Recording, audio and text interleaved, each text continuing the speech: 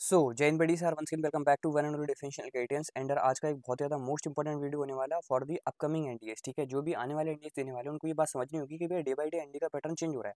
सबसे पहले तो भैया यही क्वेश्चन आता है कि day by day NDA pattern change कर क्यों रहा है, ओल्ड पैटर्न को चेंज करते हुए वो ये न्यू मतलब नया ट्रेंड क्यों फॉलो कर रहा है। और ये आपको अभी से नहीं भैया पिछले 2 साल से देखने को मिलेगा। And not only in the NDA examination, आपको सेम कुछ चीज़ें सीडीएस एग्जामिनेशन में भी देखने को मिलेंगी। इसी वजह से ये बातें इंपॉर्टेंट हो जाती हैं कि भैया अगर आप एनडीए या सीडीएस के लिए प्रिपेयर कर रहे हो तो आपको भी पता हो कि पैटर्न कैसे चेंज होता है। एंड इस चेंजिंग पैटर्न को मद्देनजर रखते हुए आप अपनी प्रिपरेशन कैसे बूस्ट अप करें सो दैट आप 400 प्लस स्कोर कर पाए इन द इंडिया एग्जामिनेशन। अगर भैया देखो, सबसे पहले बात करते हैं कि भैया पैटर्न चेंज क्यों हो रहा है ना। ये सबसे बड़ा एक क्वेश्चन है कि भैया why NDA is changing pattern continuously, है ना। पैटर्न चेंज हो ही क्यों रहा है। अगर आप इस पर थोड़ा गौर करोगे तो भैया आपको समझ में आएगा कि जो भैया एनडीए की कट ऑफ आप देखो, एनडीए एग्जामिनेशन की जो आपको कट ऑफ देखने को मिलती है वो मोस्ट ऑफ द टाइम आपको 290 से लेके 320 के बीच देखने को मिलती है, जो कि एक मोटा मोटा डाटा देखने को मिलता है। अब भैया इस कट ऑफ को मेंटेन करने के लिए मतलब एनडीए एग्जामिनेशन जो कंडक्ट होता है उस एग्जामिनेशन के दायरे को मेंटेन करने के लिए हमेशा यूपीएससी करता थोड़ा सा ट्विस्ट दे देता था एग्जाम में। वो किसी प्रॉपर सब्जेक्ट से हो सकता है आपको मैथ में कोई ट्विस्ट देखने को मिल जाए, हो सकता है इंग्लिश में, या फिर हो सकता है जीएटी के कोई एक स्टैटिक सब्जेक्ट में आपको कुछ ट्विस्ट देखने को मिल जाए। एंड सेम बाई सीडीएस में भी इस बार हो रखा है। सीडीएस में अगर आप देखो तो भैया आज तक कभी कंप्यूटर के क्वेश्चन आए ही नहीं थे, लेकिन इस बार जो सीडीएस 125 हुआ उसमें आपको कंप्यूटर के क्वेश्चन देखने को मिले। इससे हमें क्या सीखने को मिलता है, इससे सीखने को मिलता है कि भैया आगे आने वाले टाइम में हो सकता है एनडीए में क्वेश्चन देखने को मिल जाए।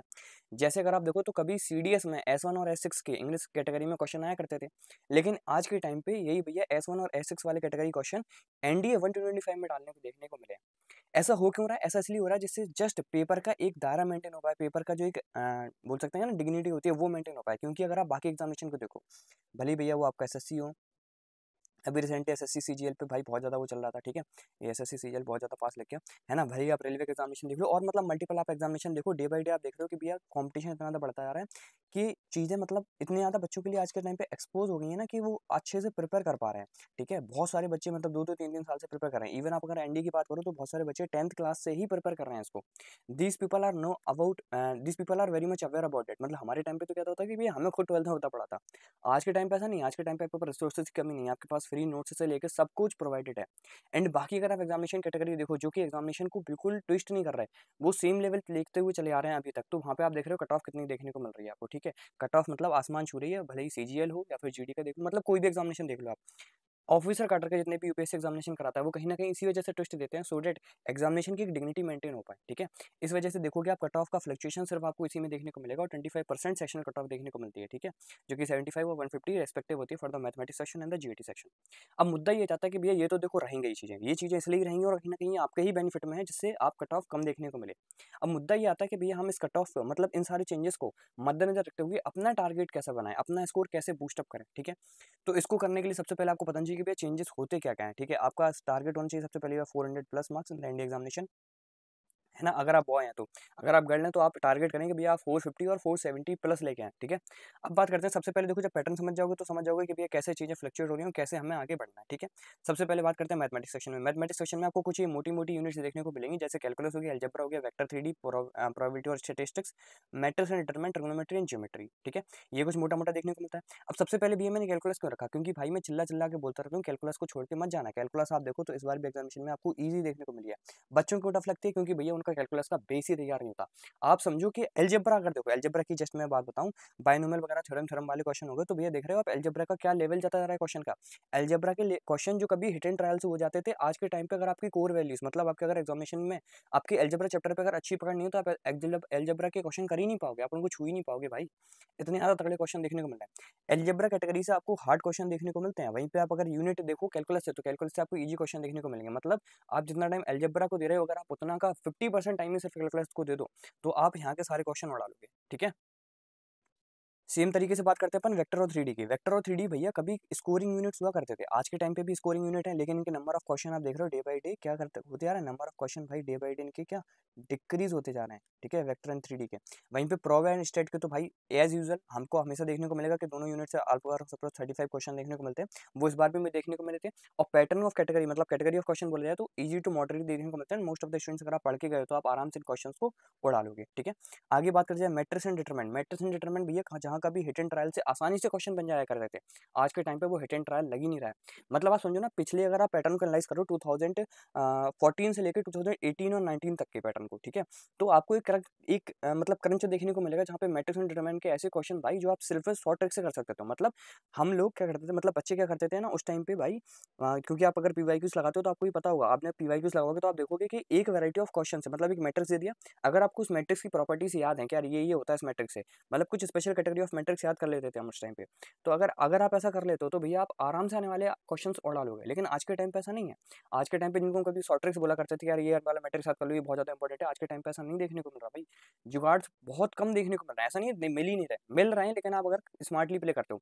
लेकिन आप जुगाड़ भी अब आज के टाइम पे तभी लगा पाओगे जब आपकी कोर वैल्यूज, मतलब एक चैप्टर की आपकी कोर वैल्यूज बहुत अच्छे से कवर अप हो, ठीक है। ट्रिग्नोमेट्री एज यूजुअल भाई अच्छा पैटर्न देखने को मिलता है, ठीक है, ना बहुत ज्यादा हार्ड ना बहुत ज्यादा इजी, और नंबर ऑफ क्वेश्चन भी ठीक ठाक देखने को मिलते हैं, same with the geometry also, ठीक है। तो कहीं ना कहीं आप समझ पाए होंगे।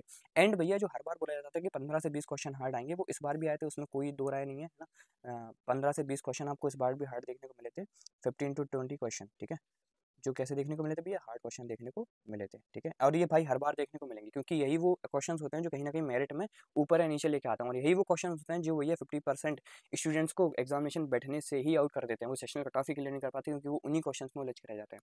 और मैं बता रखा हूँ कि भैया इन्हीं एग्जामिनेशन से, इन्हीं क्वेश्चन से आपको कैसे बाहर निकलना है, ठीक है।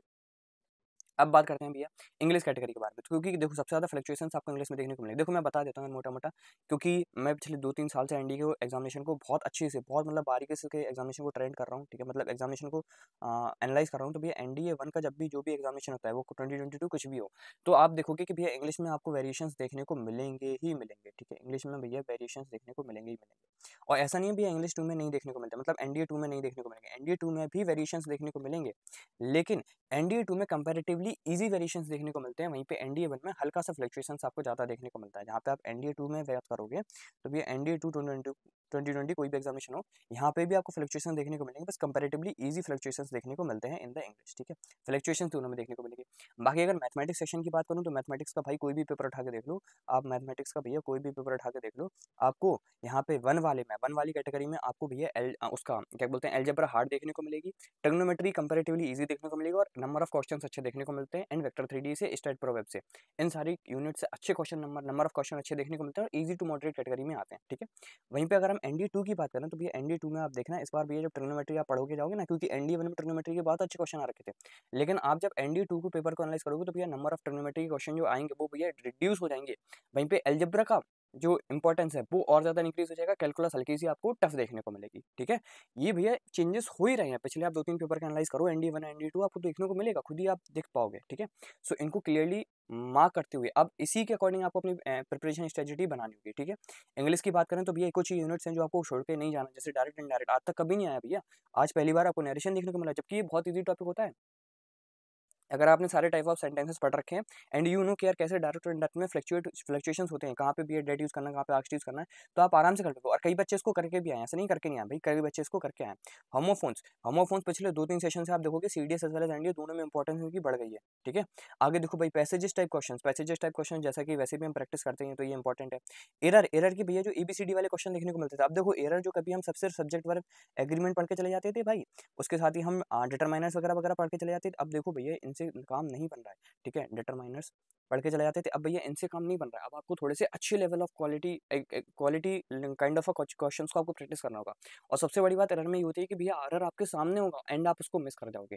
इसमें कुछ स्पेसिफिक कैटेगरी ऑफ क्वेश्चंस जैसे कि नीदर आएगा तो भैया इसके साथ ये चीजें आएंगी, है ना। कई सारे क्वेश्चन ऐसे देखने को मिलते हैं जहाँ पे भैया नीदर ऑफ नॉर लगाया तो भैया आगे यही देखने को मिलेगा। अगर पहला सेंटेंस अगर पास्ट में चल रहा है तो भैया आगे जाके पास्ट में या प्रेजेंट पार्टिसिपल, ऐसे कुछ स्पेसिफिक कैटेगरी ऑफ क्वेश्चन होते हैं ना, तो उनको भाई बहुत अच्छे से कवर अप करना होता है। अगला देखने को मिलेगा भैया पीक्यूआरएस जो बच्चे टारगेट करते थे कि भैया ये 10 क्वेश्चन तो आएंगे, 10 में से भैया ज्यादा नहीं तो हम 8 क्वेश्चन तो आराम से उड़ा ही लेंगे। आप देखो पीक्यूआरएस भैया क्वेश्चन नंबर ऑफ क्वेश्चन कम कर दिए, लेकिन वही भैया पीक्यूआरएस का दूसरा वेरिएंट आपको देखने को मिलेगा S1 और S6 जो आज तक सीडीएस में आता था, एनडीए में कभी नहीं आया। ये एनडीए में आपको पहली बार देखने को मिलेगा, जहाँ पे आपको S1 दे दिया जाएगा, S6 दे दिया जाएगा, उसके बीच में आपको अब 4 सेंटेंसेस दिए जाएंगे जिनको आपको करना कुछ नहीं है वो भैया पीक्यूआरएस ही जैसे, उनको बस आपको फ्लक्चुएट करते हुए बताना है। लेकिन स्टूडेंट्स क्योंकि जस्ट थोड़ा सा पैटर्न चेंज हो गया तो उनको कहीं ना कहीं डिफिकल्टी फील हुई, लेकिन भैया देखो बता दूं ओवरऑल पैटर्न चेंज नहीं नहीं हो रहा, ओवरऑल आपको सेम ही देखने को मिलेगा। अगर आपका पकड़ अच्छी है एग्जामिनेशन की, अगर आपकी पकड़ अच्छी है सब्जेक्ट के ऊपर, तो आप आराम से कर पाओगे। फिल इन द ब्लैंक्स जैसे क्वेश्चन भी है, यहाँ पे तो आपको फ्रेजल वर्ब्स तक भरने को देखने को मिलेंगे। इडियम एंड फ्रेजेस, इडियम का तो भाई इस बार नामो निशान देखने को नहीं मिला, ठीक है। वोकैब में भी बहुत ज़्यादा फ्लक्चुएशन देखने को मिले। हालांकि बता दूं कि भैया वोकैब कंप्लीटली द हिंदू के जो पीडीएफ थी जो मैंने डाल रखी थी भैया वहीं से आई है, और अभी से नहीं भाई, आप एनडीए 1 का पेपर उठा के देख लो, 2024 का, एनडीए 2 का और एनडीए 125 सारे एग्जाम पेपर की कंप्लीट वोकैब आपको वहीं से देखने को मिलेगी। एनडीए स्टूडेंट्स का फीडबैक है, ठीक है। इस पे रिलेटेड मैं एक वीडियो वैसे प्रिपेयर कर रहा हूँ। आगे भी है फ्रेजल वर्ड्स, फ्रेजल वर्ड्स भी बहुत ज़्यादा इंपॉर्टेंट है, ठीक है। इस बार के एग्जामिनेशन में आपको देखने को मिली थी। आगे बात किया जाए भैया, अब बात करते हैं जनरल साइंस के बारे में। तो देखो फिजिक्स, केमिस्ट्री एंड बायोलॉजी तीनों मॉडरेट देखने को मिली थी। इजी टू मॉडरेट कैटेगरी में इनको रखूंगा। एंड भैया अगर आप इनके टोटल 50 क्वेश्चन आते हैं, इनमें से भैया 45 क्वेश्चन को टारगेट करना बहुत मामूली सी बात थी, ठीक है। मतलब अगर आपने प्रिपरेशन नहीं भी करी थी साइंस की डेडिकेटेड अलग, तब भी आप इनमें से 45 क्वेश्चन को टारगेट कर सकते थे। वहीं पर अगर स्टैटिक पोर्शन की बात की जाए तो भैया देखो दिन बे दिन जो आप हिस्ट्री का सेक्शन देखोगे ना, दिन पे दिन भाई इसका तो लेवल पता नहीं कहाँ ही जा रहा है। हिस्ट्री का आप क्वेश्चन देखोगे, भले ही आपने हिस्ट्री पूरी कवर कर रखी, तब भी मैं बोल रहा हूँ मोटा मोटा अगर 10 क्वेश्चन है तो भैया आप हार्डली शायद 5 से 6 क्वेश्चन कर पाओ। मतलब 5 से 6 भी मैंने ज़्यादा बोल दिया।